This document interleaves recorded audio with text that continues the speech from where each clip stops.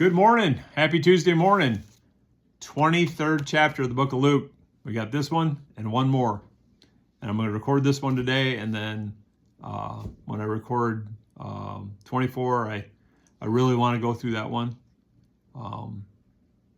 And I want to dress for the occasion. How's that? Anyways, here we go. The book of Luke, chapter 23. Then the whole assembly rose and led him off to Pilate. And they began to accuse him, saying, "We have found this man subverting our nation. He opposes payment of taxes to Caesar and claims to be Messiah the king," which he didn't do either of them. He said, pay the taxes, and he didn't say he was Messiah. They said he was the Messiah. So Pilate asked Jesus, "Are you the king of the Jews?" "You have said so," Jesus replied. Then Pilate announced to the chief priest and the crowd, "I find no basis for a charge against this man." But they insisted. "He stirs up the people all over Judea by his teaching. He started in Galilee and has come all the way here." Yeah, you weren't liking that. On hearing this, Pilate asked if the man was Galilean. When he learned that Jesus was under Herod's jurisdiction, he sent him to Herod, who was also in Jerusalem at the time. So Pilate's trying to circumvent. So, not my problem, Herod's problem. So Herod can take care of it. And he's just trying to save face or skirt the responsibility. When Herod saw Jesus, he was greatly pleased because for a long time he had been wanting to see him. From what he had heard about him, he hoped to see him perform a sign of some sort. He thought Jesus was going to perform a miracle and do a little dance for him. He plied him with many questions, but Jesus gave him no answer. The chief priests and the teachers of the law were standing there, vehemently accusing him. Then Herod and his soldiers ridiculed and mocked him. Dressing him in an elegant robe, they sent him back to Pilate. That day, Herod and Pilate became friends. Before this, they had been enemies. So they're becoming buddies over killing a guy. Pilate called together the chief priests and the rulers and the people who had said to them, "You brought me this man as one who is inciting the people to rebellion. I have examined him in your presence and have found no basis for your charges against him." He's a king. He doesn't need their permission, right? I mean, he could just say, "You know what? I don't like the robe that guy is wearing. I don't like the way she looked at me. Or I don't like, his stupid Jones cap." Off of their heads. But he wasn't. Pilate knew that, and I think it was Pilate's wife said, don't be involved in this. I can't remember. It's in one of the other Gospels. But Pilate didn't want to do this. Neither is Herod, for he sent him back to us. As you can see, he has done nothing to deserve death. Therefore, I will punish him and then release him. All right. But no, not good enough for them old Pharisees. But the whole crowd shouted, "Away with this man! Release Barabbas to us." Barabbas. Release Barabbas to us. Barabbas had been thrown into prison for insurrection in the city and for murder. It sounds like a certain party holding criminals and other people that are not here legally. I got to skirt this because I don't know what the algorithm is going to pick up. That they are siding with them rather than the people of their own country. And then some people follow them. Are siding with them too, which is crazy. Wanting to release Jesus, Pilate appealed to them again, but they kept shouting, "Crucify him! Crucify him!" For the third time he spoke to them. "Why? What crime has this man committed? I have found in him no grounds for the death penalty. Therefore I will have him punished and then release him." But with loud shouts they insistently demanded that he be crucified. And their shouts prevailed. So Pilate decided to grant their demand.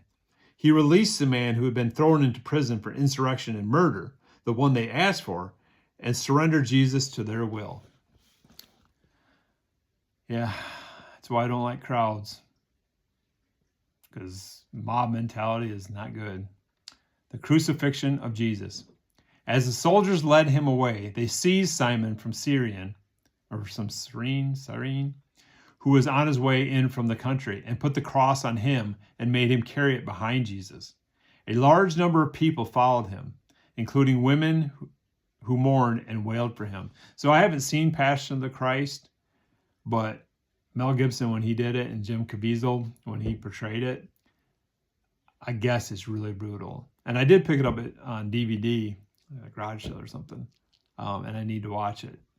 And The Chosen, they're going through the Gospels, and I just wonder how they're going to handle this. I'm not looking forward to that part. I love the first 3 seasons of The Chosen because it's happy, and now this is sad.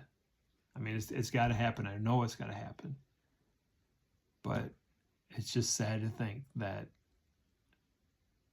after all he did and all his signs, that they denied him, they denied who he was, and wanted him killed. Jesus turned and said to them, "Daughters of Jerusalem, do not weep for me. Weep for yourselves and for your children. For the time will come when you will say, 'Blessed are the childless women, the wombs that never bore, and the breasts that never nursed.' Then they will say to the mountains, 'Fall on us,' and to the hills, 'Cover us.'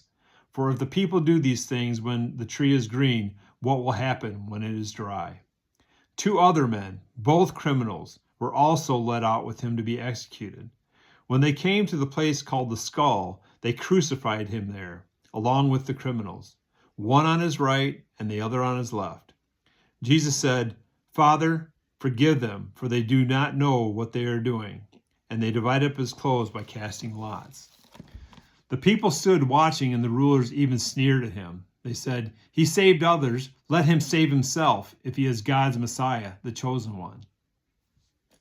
The soldiers also came and mocked him. They offered him wine vinegar and said, "If you are the king of the Jews, save yourself." There was a written notice above him, which read, "This is the King of the Jews."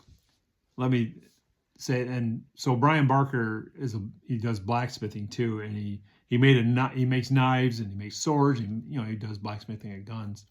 That's somebody I went to in Kentucky to muzzleloader hunt with, and I bought one of his knives for him, and he had engraved INRI on it. I'm like, what is that?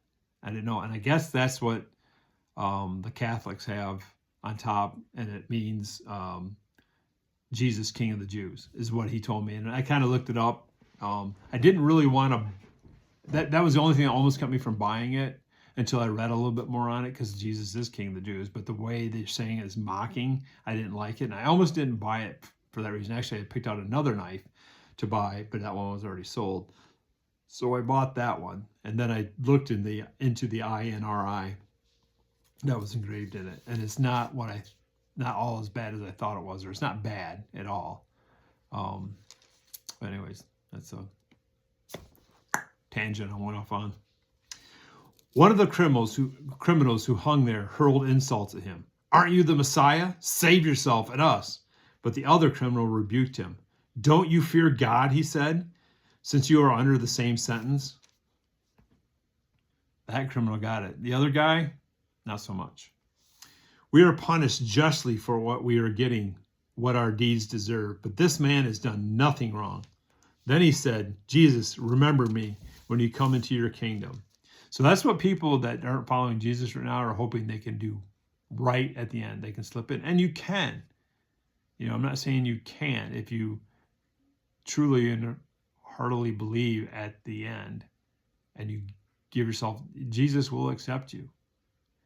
It kind of goes back to the parable of the workers in the field, and the ones that worked all day, and then you had some show up and lay out the last hour, and they all got the same amount of pay. And the ones that have been there all day were mad, and the owner of the vineyard is saying, "Well, didn't you agree to work for say $11? I don't know what it was, like $11, and aren't you getting $11? And they're like, Yeah. Well, then why are you mad at these people getting $11? They agreed to work for $11 too. They just didn't work as long. And that's kind of the way faith and following Jesus is, but don't push it.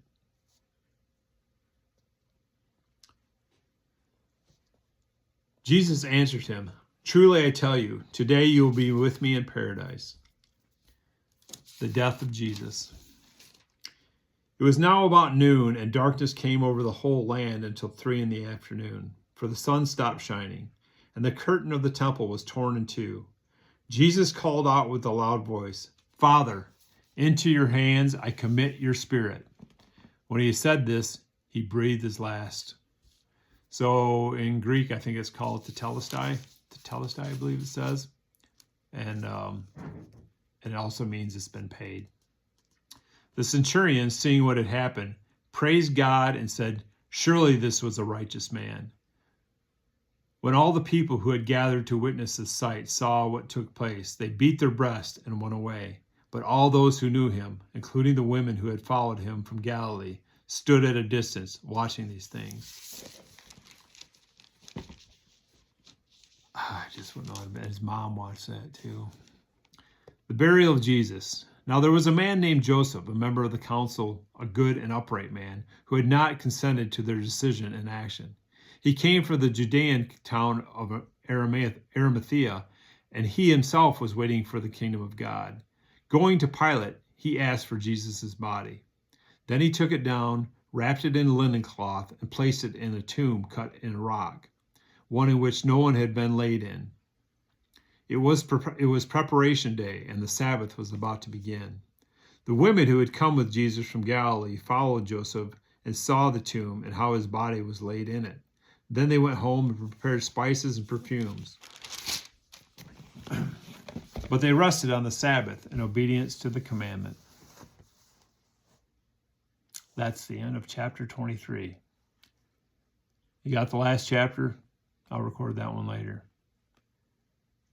The more I read this, the more I get it, and the more I get into God's word, the sadder this is every time I read it.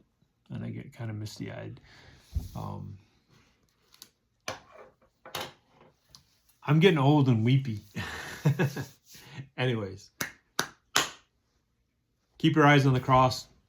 I'm pulling for you. Remember, we're all in this together.